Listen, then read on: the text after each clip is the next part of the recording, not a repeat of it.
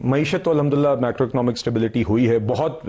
آپ نے دیکھا کہ پانچ تو نہیں ہوا نا ابھی کچھ نہیں. دیکھیے اسٹیپ بائی اسٹیپ 2022-23 میں ہم نے کہہ رہا ہوں اگر یہ بے یقینی رہی یہ باتیں ہوتی رہیں تو پھر آپ اسٹیپ بائی اسٹیپ آگے کیسے جائیں؟ اسی ہی سو کالڈ بے یقینی کے اندر آپ نے 6-8 ماہ میں آپ نے دیکھا IMF کا پروگرام بھی ہوا, انفلیشن کا ریٹ بھی آپ نے دیکھا کہ تقریباً 6 سال کا تاریخی کم ترین آیا. آپ نے ریزروز کے اندر آپ بہتری دیکھ رہے ہیں. اسی وقت کے اندر آپ نے پالیسی ریٹ کو تقریباً 7% گرتے ہوئے دیکھا ہے.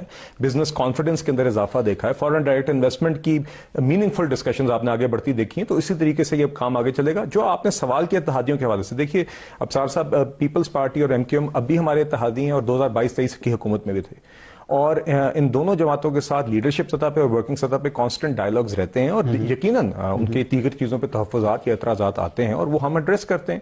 مگر یہ میچور اور جمہوری پولیٹیکل پارٹیز ہیں. 2022-23 میں بھی ہم نے بڑی میچورٹی کے ساتھ قومی ایشوز کو سامنے رکھتے ہوئے اس اتحاد کو آگے چلایا تھا. آج بھی آگے چلائیں گے.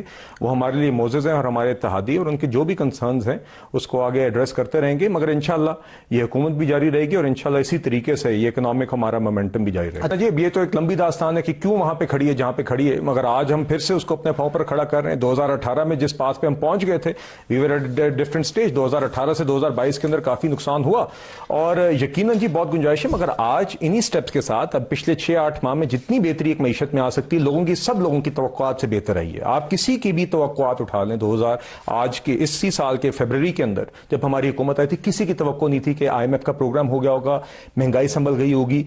کیا وجہ تھی کہ PTI نے اس ٹائم پہ پوٹینشیل چانس پیپلز پارٹی کے ساتھ حکومت بنانے کا ٹھکرایا تھا؟ جو آج باتیں کرتے ہیں ان کے پاس چانس تھا حکومت بنانے کا, کیونکہ ان کا خیال تھا یہ نہیں سنبھال سکیں گے جس طرح 2018 سے 22 میں نقصان کیا.